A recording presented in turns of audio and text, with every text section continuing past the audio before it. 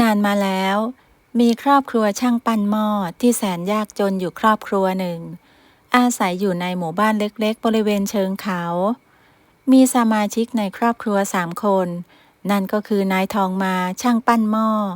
และบัวแก้วภรรยาของเขารวมถึงลูกชายชื่อว่าแดงวัย10 ขวบ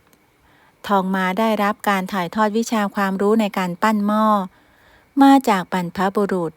ครอบครัวของเขามีอาชีพปั้นหม้อมาหลายชั่วอายุคนแล้วทำให้ฝีมือในการปั้นของเขาปราณีตและสวยงาม ถึงแม้ว่าจะประกอบอาชีพเป็นช่างปั้นหม้อมาตั้งแต่บรรพบุรุษ แต่ครอบครัวของทองมาก็ยังยากจนอยู่ดี เพราะว่าอุปกรณ์ต่างๆนั้นเริ่มชำรุดและผุพัง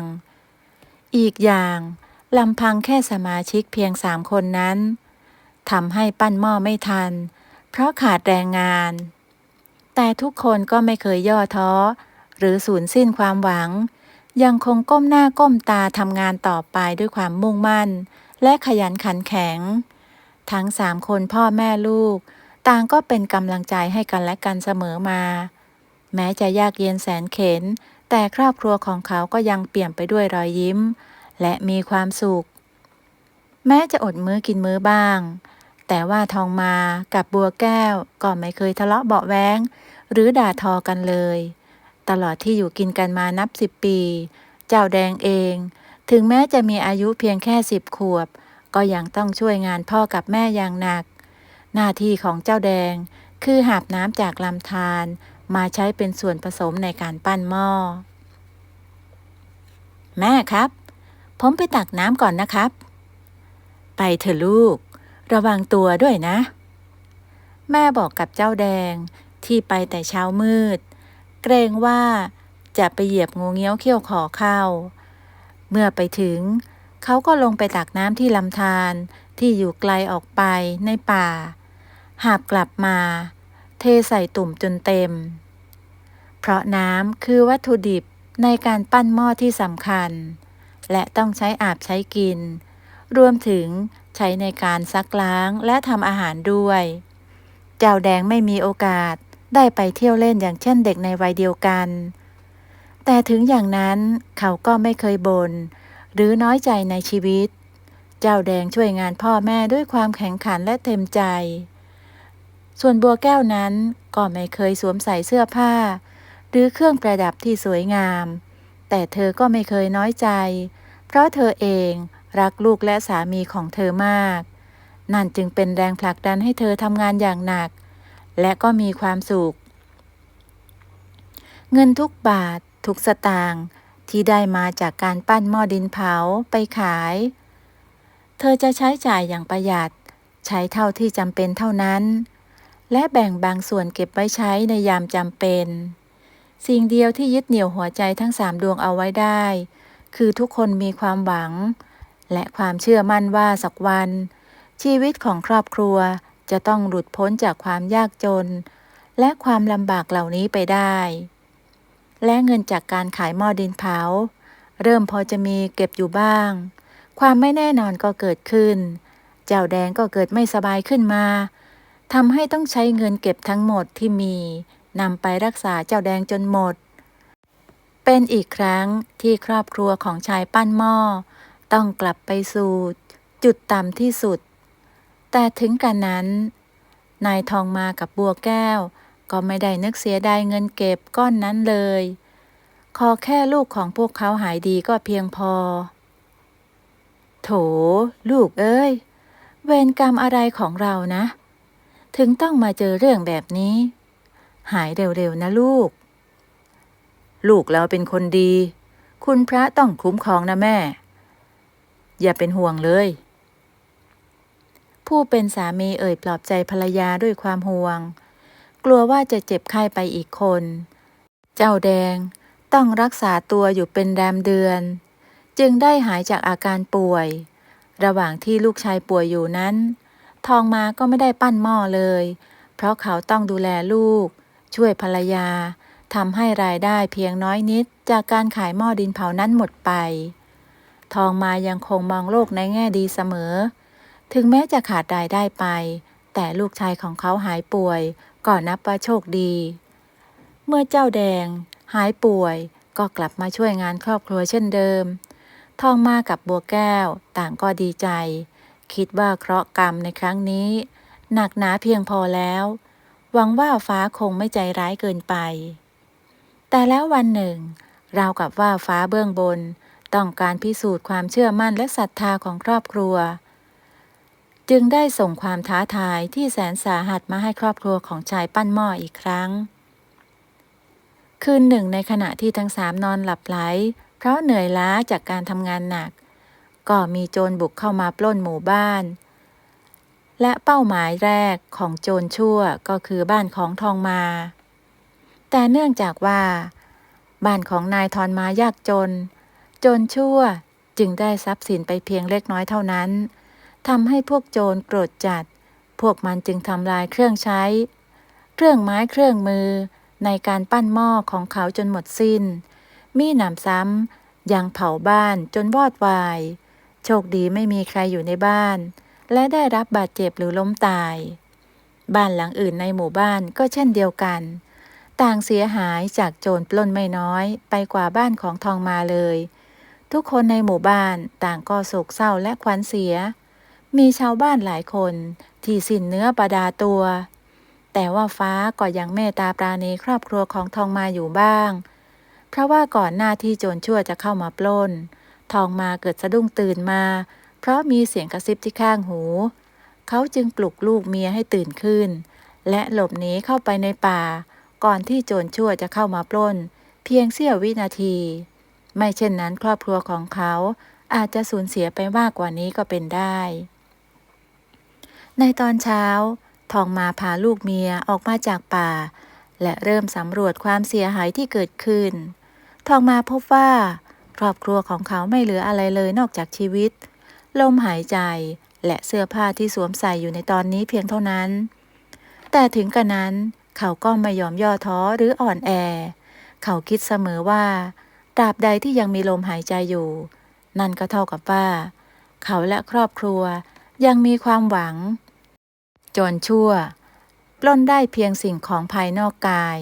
แต่ว่ามันไม่สามารถปล้นฝีมือและหัวใจที่เข้มแข็งของเขาไปได้เราต้องสู้นะแม่เราจะท้อไม่ได้นะจ้ะพ่อเราต้องไม่ท้อจ้ะเมื่อบัวแก้วมองเห็นสภาพบ้านที่ถูกไฟเผาเครื่องไม้เครื่องมือในการประกอบอาชีพถูกเผาวอดวายเธอก็สุดตัวลงนั่งร้องไห้ด้วยความเสียใจทองมาจึงปลอบใจและให้กำลังใจภรรยาพร้อมกับกอดเจ้าแดงลูกชายของเขาเอาไว้แนบอกทั้งบัวแก้วและเจ้าแดงเชื่อมั่นในตัวของพ่อและคำพูดของผู้เป็นสามีแม้ว่าในตอนนี้ตรงหน้าของพวกเขาจะมีเพียงซากปรักหักพังและเท่าฐานก็ตามแต่เพราะเห็นว่าความมุ่งมั่นและความหวังในสายตาของทองมาทั้งสองคนจึงไม่หวาดหวั่นใดๆแม้ว่าข้างในใจลึกๆของทองมาจะมีความกังวลใจมากแค่ไหนแต่เพราะว่าเขาเป็นหัวหน้าครอบครัวย่อมแสดงความอ่อนแอออกมาให้เห็นไม่ได้ไม่เช่นนั้นคนในครอบครัวก็คงขาดกำลังใจเพราะเมื่อใดที่ผู้นำอ่อนแอมักจะดูแลคนใต้บังคับบัญชาไม่ได้ยิ่งในสถานการณ์เช่นนี้ทองมาก็คือเสาหลักของครอบครัวที่ต้องยืนหยัดเพื่อแสดงให้บัวแก้วและเจ้าแดงเห็นว่าเหตุการณ์ในครั้งนี้พวกเขาสามารถผ่านไปได้ทองมาพาลูกเมียกลับเข้าไปในป่าอีกครั้งเพื่อขุดเผือกขุดมันเป็นอาหารเพราะการจะทำสิ่งใดท้องต้องอิ่มก่อนเสมอทองมาถือคติว่ากองทัพต้องเดินด้วยท้องเขาพาลูกเมียไปก่อไฟเผาเผือกเผามันและยังได้จับปลาที่ลำธารมาย่างอีกด้วยเมื่อท้องอิ่มสมองก็ปลอดโปร่งทั้ง3 คนพ่อแม่ลูกพร้อมที่จะทำงานหนักอีกครั้งนายทองมาเริ่มพิจารณาว่าเขาควรทำสิ่งใดก่อนหลังจากท้องอิ่มแล้วก็พบว่าตอนนี้เขาควรจะสร้างกระท่อมขึ้นมาสักหลังก่อนเพราะบ้านถูกเผาจนวอดวายไม่สามารถอยู่อาศัยได้อีกต่อไปตามหลักปัจจัย4ที่อาศัย ก็เป็นหนึ่งในนั้น โชคดีที่ในป่ามีไม้ไผ่ขึ้นมามากมายโชคดีอีกชั้นคือมีดเป็นเหล็กหนาไฟจึงไม่สามารถเผามีดให้เป็นเท่าฐานได้ทองมาจึงชวนลูกเมียไปตัดไม้ไผ่มาสร้างกระท่อมบัวแก้วและเจ้าแดงก็ให้ความร่วมมือเป็นอย่างดีทั้ง3 คนช่วยกัน3 แรงแข็งขันหลังจากที่ตัดไม้ไผ่มาสร้างกระท่อมเรียบร้อยเขาก็คิดเริ่มมาปั้นหม้ออีกครั้งเขาจึงได้ปรึกษาบัวแก้วและเจ้าแดงซึ่งลูกกับเมียก็เห็นด้วยแต่ว่าอุปกรณ์ในการปั้นหม้อของเขาถูกเผาไหม้เขาจึงจำเป็นต้องไปกู้เงินจากเศรษฐีเพื่อนำมาซื้ออุปกรณ์และสิ่งที่จำเป็นทองมาเดินทางไปพบท่านเศรษฐีและเอ่ยขอ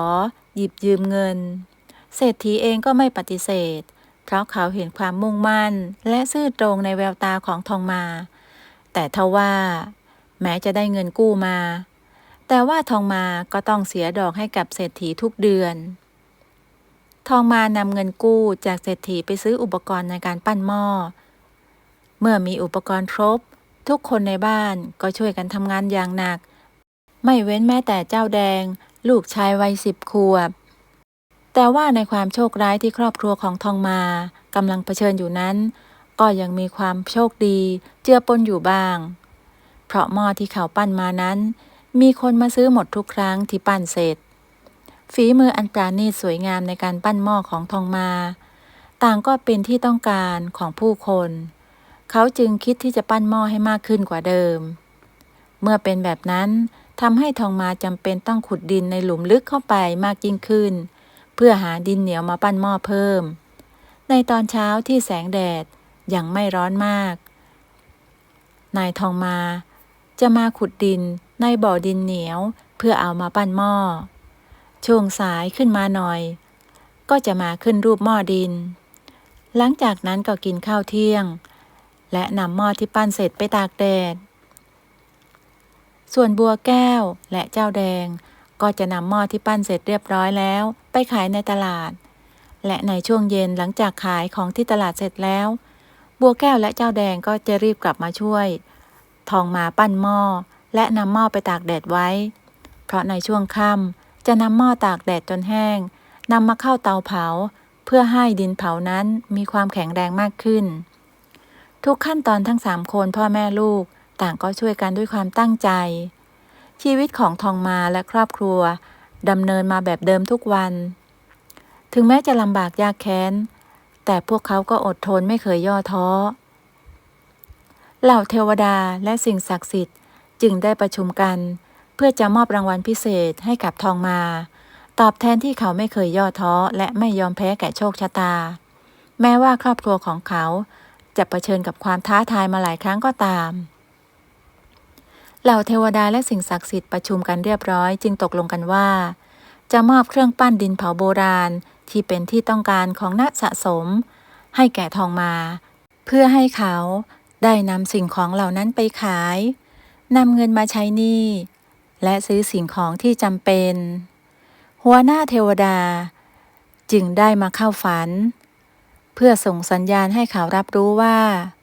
ความโชคดีกำลังจะมาเยือนแล้วขอให้เขาจงรักษาจิตใจที่มุ่งมั่นและเข้มแข็งแบบนี้ตลอดไป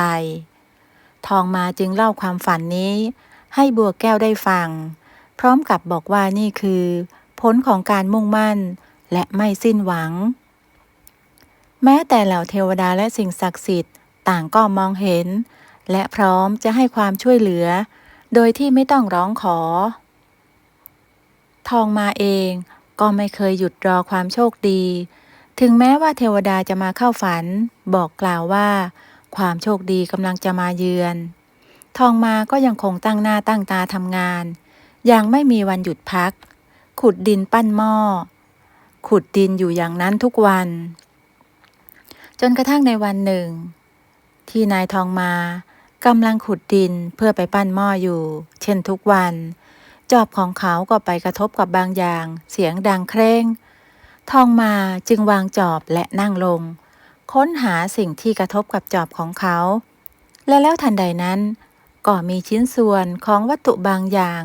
ป รากฏแก่สายตาของเขา เมื่อเขาพิจารณาก็พบว่า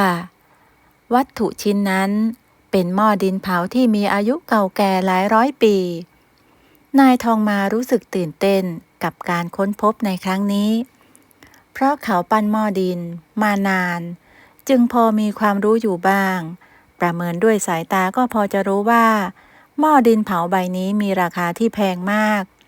เพราะเป็นของเก่าอายุหลายร้อยปี เขารีบอุ้มหม้อใบนั้นขึ้นมาและนำไปยังกระท่อม แล้วก็เรียกภรรยาออกมาดู เมื่อบัวแก้วเห็นของที่อยู่ในมือของสามีก็ตื่นเต้นไม่แพ้กัน ในที่สุดเทวดาและสิ่งศักดิ์สิทธิ์ก็ประทานพรให้ครอบครัวของเขาแล้ว ทั้งสองคนตกลงว่า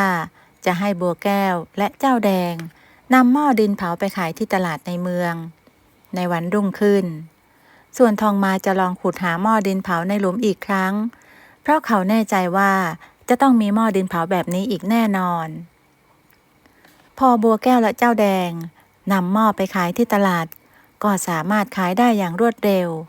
ถึงแม้ว่าจะตั้งราคาไว้สูงลิบ คนซื้อก็ไม่ต่อสักบาท แถมยังเป็นเศรษฐีจากต่างเมืองที่บังเอิญมาเที่ยวที่ตลาดเมืองนี้พอดี เศรษฐีต่างเมืองคนนั้นยอมจ่ายเงินโดยไม่ลังเล เพราะรู้ว่าถึงอย่างไรก็ไม่ขาดทุนอย่างแน่นอน เศรษฐีคนนั้นยังได้บอกกับบัวแก้วอีกว่า หากมีหม้อดินเผาแบบนี้อีกให้นำมาขายให้เขาได้เลย เขาจะรับซื้อทุกชิ้น เมื่อขายหม้อดินเผาเรียบร้อยแล้ว บัวแก้วและลูกชายก็รีบกลับบ้าน แต่ก่อนกลับก็ได้ซื้อขนมนมเนยเสื้อผ้าให้กับเจ้าแดงมากมาย รวมทั้งซื้ออาหารการกินดีๆเสื้อผ้าแพรพันไปฝากสามีอีกด้วย บัวแก้วซื้อของใช้ที่จำเป็นหลายอย่าง รวมทั้งข้าวสารอาหารแห้ง จนถือของกลับบ้านไม่ไหวต้องจ้างรถม้าไปส่ง เจ้าแดงก็ตื่นเต้นกับรถม้าที่เขาเพิ่งเคยขึ้นเป็นครั้งแรก พ่อกลับมาถึงบ้านบัวแก้วก็สุดแสนยินดี เพราะพบว่ามีหม้อดินเผาโบราณ รวมทั้งถ้วยโบราณอีกหลายใบวางอยู่บนแคร่หน้ากระท่อม บัวแก้วในหลุมดินนั่นมีวัตถุโบราณมากมายเลย ต่อไปนี้เราคงไม่ต้องลำบากกันแล้ว จริงเหรอจ๊ะพี่ บัวแก้วจึงรีบวิ่งไปดูที่หลุมดินก็พบว่าเป็นความจริงดังคำของสามีทุกประการ นี่คือแหล่งสมบัติล้ำค่าที่จะทำให้ชีวิตของครอบครัวช่างปั้นหม้ออย่างทองมาหลุดพ้นจากความยากจนและความยากลำบาก3 คนพ่อแม่ลูกจึงหยุดปั้นหม้อเป็นการชั่วคราวช่วยกันขุดหาวัตถุโบราณในหลุมนั้นอย่างขยันขันแข็งจนได้วัตถุโบราณและของมีค่าอีกมากมายทองมาค่อยๆลำเลียงสิ่งของล้ำค่าเหล่านั้นขึ้นมาจากหลุมนำวัตถุโบราณเหล่านั้นมาไว้ในกระท่อมให้บัวแก้วและเจ้าแดงทำความสะอาดเช็ดคราบโคลนตมออกและแล้วเรื่องที่ทองมามีหม้อดินเผาล้ำค่าก็แพร่สะพัดออกไปทั่วเขตแดนเพราะเศรษฐีต่างเมืองที่ซื้อหม้อดินเผาไปนั้นเอาหม้อดินเผาไปให้บรรดาเพื่อนเศรษฐีดูและก็มีความประเมินราคาบอกว่าหม้อดินเผาราคาใบนี้ประเมินค่าไม่ได้เพราะเป็นของเก่าหายากเหมาะแก่การสะสมจึงทำให้มีคนต้องการซื้อหม้อดินเผาแบบนี้อีกหลายคนหลังจากวันนั้นกระท่อมของนายทองมาก็ไม่เคยเว้นว่างจากบรรดาผู้คนเพราะมีบรรดาเศรษฐีนักสะสมของเก่ามาที่นี่ทุกวันเพื่อมาซื้อหม้อดินเผาโบราณและถ้วยโบราณไปเป็นของสะสมและบางคนก็นำไปขายต่อทองมาจึงกลายเป็นเศรษฐีในเวลาเพียงไม่นานเขานำเงินที่ได้จากการขายวัตถุโบราณเหล่านั้นไปชำระหนี้เงินกู้เศรษฐีสร้างบ้านหลังใหม่ซื้ออุปกรณ์ในการปั้นหม้อเพิ่มจ้างคนมาช่วยในการปั้นหม้อของเขาพอเครื่องมือและแรงงานในการผลิตหม้อดินเผาครบครันก็ทำให้กิจการปั้นหม้อของทองมาขยายใหญ่โตออกไปปั้นหม้อได้วันละหลายร้อยใบทำตามคำสั่งของผู้ซื้อได้อย่างรวดเร็วและสวยงาม หม้อดินเผาโบราณในหลุมนั้นก็ยังมีอีกเยอะราวกับว่าขุดเท่าไรก็ไม่หมดทำให้ทองมาขุดมาขายได้เรื่อยๆผลจากการที่มีเศรษฐีและนักสะสมเดินทางมาที่บ้านของทองมาทุกวันทำให้หมู่บ้านเล็กๆของเขาคึกคักบรรดาชาวบ้านก็พลอยได้รับผลประโยชน์ไปด้วยการค้าขายอย่างอื่นก็ดีขึ้นโดยเฉพาะอาหารการกินและที่พักทำให้ชาวบ้านคนอื่นพลอยมีฐานะดีขึ้นไปด้วยเช่นกันเกิดการสร้างงานในหมู่บ้านเล็กๆแห่งนี้ความเจริญรุ่งเรืองและร่ำรวยกระจายสู่ทุกคนที่ขยันขันแข็งกันทั่วหน้าทองมานอกจากจะเป็นคนที่มุ่งมั่นและไม่ยอมแพ้แล้วเขายังเชื่อว่าการเรียนรู้และการพัฒนาไม่มีที่สิ้นสุดเขาจึงได้ส่งให้เจ้าแดงลูกชายของเขาไปร่ำเรียนวิชาปั้นหม้อเพิ่มกับอาจารย์ที่มีชื่อเสียงยังต่างเมืองเพื่อแสวงหาความรู้ใหม่ๆและวิธีการปั้นหม้อที่แตกต่างออกไปจะได้กลับมาพัฒนาการปั้นหม้อของครอบครัวให้เจริญยิ่งขึ้นถึงแม้ว่าหม้อดินเผาโบราณจะขายดีแต่หม้อดินเผาที่นายทองมาปั้นก็ขายดีด้วยเช่นกันเพราะฝีมือการปั้นหม้อของเขานั้นสวยงามยิ่งนักเขามาควบคุมการปั้นหม้อด้วยตัวเองทุกขั้นตอนส่วนบัวแก้วเธอก็มีเสื้อผ้าใหม่เครื่องประดับที่สวยงามชีวิตที่สุขสบายเธออยู่เคียงข้างและช่วยนายทองมาดูแลกิจการปั้นหม้ออย่างไม่ขาดตกบกพร่องและตอนนี้เธอตระหนักได้ถึงผลของการมุ่งมั่นและการไม่ยอมแพ้กับโชคชะตาเมื่อกลายเป็นเศรษฐีทองมาก็ไม่เคยลืมว่าตัวเองเมื่อก่อนเป็นอย่างไรเขาได้ใช้เงินในการขายหม้อดินเผาโบราณเหล่านั้นนำไปพัฒนาหมู่บ้านสร้างถนนสร้างเขื่อนบริจาคให้คนยากไร้และเปิดโรงเรียนสอนอาชีพการปั้นหม้อให้แก่ผู้ที่สนใจในตอนนี้ทองมาได้กลายเป็นอาจารย์ทองมามีลูกศิษย์ลูกหาเต็มบ้านเต็มเมืองเดินทางไปไหนก็มีแต่ผู้คนให้การต้อนรับและเคารพนับถืออาจารย์ทองมาไม่ได้สอนเพียงแค่วิชาปั้นหม้อเท่านั้นแต่วิชาด้านจิตใจเขาก็สอนให้แก่ลูกศิษย์ของเขาด้วยเช่นกันทองมาบอกกับลูกศิษย์ของเขาเสมอว่าทุกครั้งที่โชคชะตาเล่นตลกกับเราขออย่าได้สิ้นหวังชีวิตของเราย่อมมีขึ้นมีลงความท้าทายที่เข้ามาย่อมมีจุดประสงค์บางอย่างเสมอเมื่อเจ้าแดงลูกชายของเขาร่ำเรียนวิชาสำเร็จก็กลับมาสืบทอดเจตนารมณ์และจิตวิญญาณของนายทองมาผู้เป็นพ่อเจ้าแดงมีจิตใจที่เข้มแข็งมีความมุ่งมั่นและไม่ยอมแพ้แก่โชคชะตาเช่นเดียวกับผู้เป็นพ่อของเขาเพราะเขามีแบบอย่างที่ดีทำให้เจ้าแดงประสบผลสำเร็จในทุกด้านของชีวิตหากเรามีจิตใจที่เข้มแข็งไม่ย่อท้อต่อโชคชะตาไม่โทษดินโทษฟ้าโทษอากาศและสิ่งรอบข้างมุ่งมั่นและโฟกัสที่เป้าหมายแม้แต่สิ่งศักดิ์สิทธิ์และเทวดาก็พร้อมที่จะอวยพรและช่วยเหลือเราอย่างเช่นเรื่องราวของทองมา